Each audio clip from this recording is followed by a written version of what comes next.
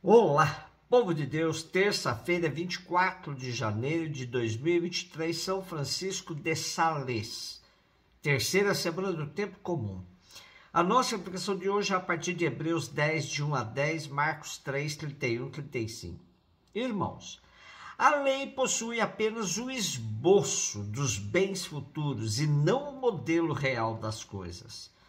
Também com os seus sacrifícios sempre iguais, sem desistência, repetidos a cada ano, ela é totalmente incapaz de levar à perfeição aqueles que se aproximam para oferecê-los. Se não fosse assim, não se teria deixado de oferecê-los. Se os que prestam culto, uma vez purificados, já não tivessem consciência dos pecados, mas, ao contrário, é por meio desses sacrifícios que anualmente se renova a memória dos pecados. Pois é impossível eliminar os pecados com o sangue de touros e bodes. Por isso, ao entrar no mundo, Cristo afirma: tu não quiseste vítima nem oferenda, mas formaste-me um corpo. Não foram do teu agrado holocausto nem sacrifícios pelo pecado. Por isso eu disse, eis que eu venho. No livro está escrito a meu respeito: eu vim, ó Deus, para fazer a tua vontade.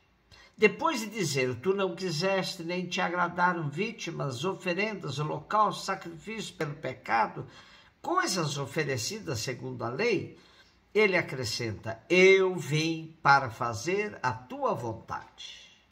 Com isso, suprime o primeiro sacrifício para estabelecer o segundo. É graças a esta vontade que somos santificados pela oferenda do corpo de Jesus Cristo, realizado uma vez por todas.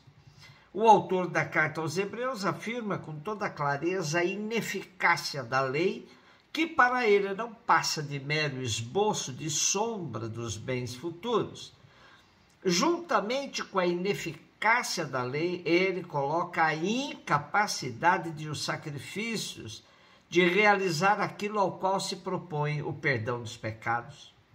Ele argumenta que os sacrifícios têm que ser repetidos a cada ano exatamente porque não dão conta de cumprir seu objetivo.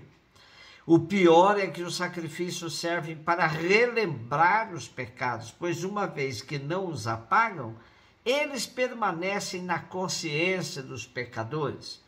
Seguindo a tradição profética, o autor de Hebreus vai dizer que Deus não se comove com o sacrifício de touros e de bodes. De fato, Oséias já havia dito que esse tipo de sacrifício não agrada a Deus, que prefere a prática da justiça e da misericórdia. Exatamente, o sacrifício de Cristo é aceito porque não se baseia no sangue de animais, que não têm consciência, mas na entrega do seu próprio corpo. Ao dizer que Jesus se apresentou ao Pai, dizendo-lhe, eis que venho fazer a vossa vontade, ele suprime o antigo sacrifício e se coloca como verdadeiro e único sacrifício agradável a Deus, que é o de ofertar a própria vida. Agora sim, os pecados estão perdoados uma vez por todas. O sacrifício de Cristo foi realizado uma vez por todas. Portanto, o que fazemos hoje só tem sentido e celebrado à luz dele. Não repetimos o sacrifício de Cristo, mas todas as vezes que celebramos em seu nome, o atualizamos, fazendo-o em memória dele. Marcos 3, de 31 a 35. Chegaram a mãe de Jesus, seus irmãos, e eles ficaram do lado de fora e mandaram chamá-lo. Havia uma multidão sentada ao redor dele. Então lhe disseram, tua mãe e teus irmãos estão lá fora, à tua procura. E ele respondeu, quem é minha mãe? Quem são meus irmãos? E olhando para os que estavam sentados ao seu redor, disse, aqui estão minha mãe e meus irmãos. Quem faz a vontade de Deus, esse é meu irmão, minha irmã, minha mãe. Como nos diz Scheckel, Marcos descreve a cena com traços significativos. Jesus no meio, o povo sentado ao seu redor, fora desse círculo, os familiares. É preciso notar que não se menciona o pai. Jesus adulto deveria ser o chefe da família.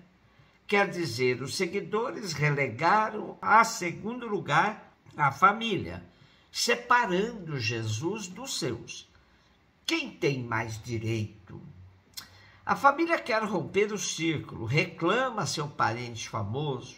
Cabe a Jesus decidir a questão e ele o faz com autoridade. Os vínculos familiares são coisa grande, por isso Jesus tem um pai no céu.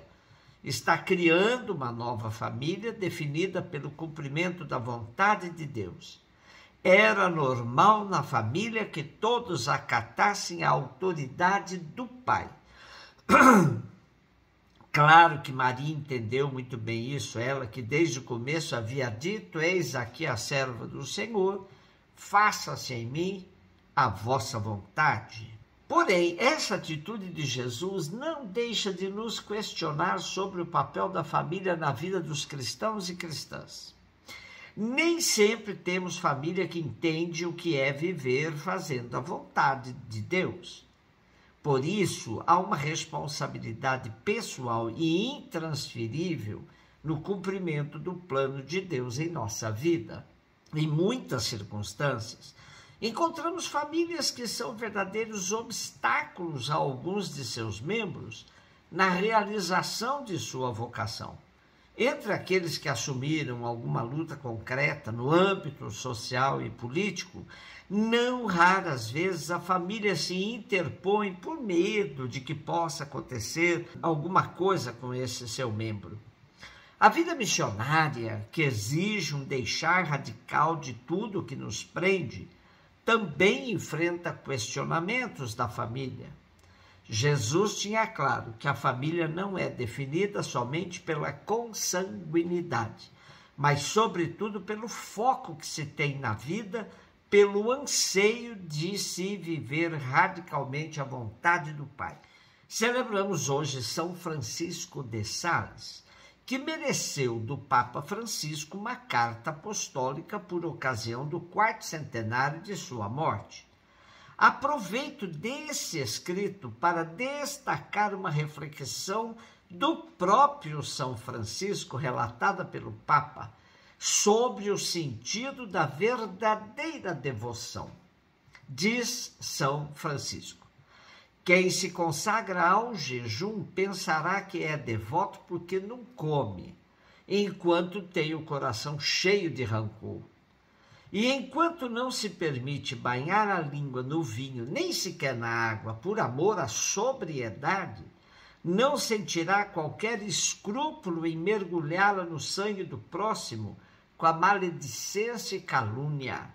Outro pensará que é devoto porque sussurra o dia inteiro uma série interminável de orações e não dará peso às palavras más, arrogantes e injuriosas que sua língua lançará no resto do dia aos servos e aos vizinhos. Outro ainda levará de bom grado à mão a carteira para dar esmola aos pobres, mas não conseguirá extrair do coração uma migalha de doçura para perdoar os inimigos.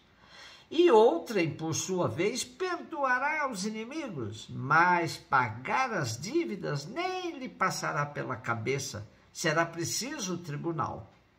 Toda essa boa gente é considerada devota pela opinião comum, mas não o é de forma alguma. Um beijo no seu coração.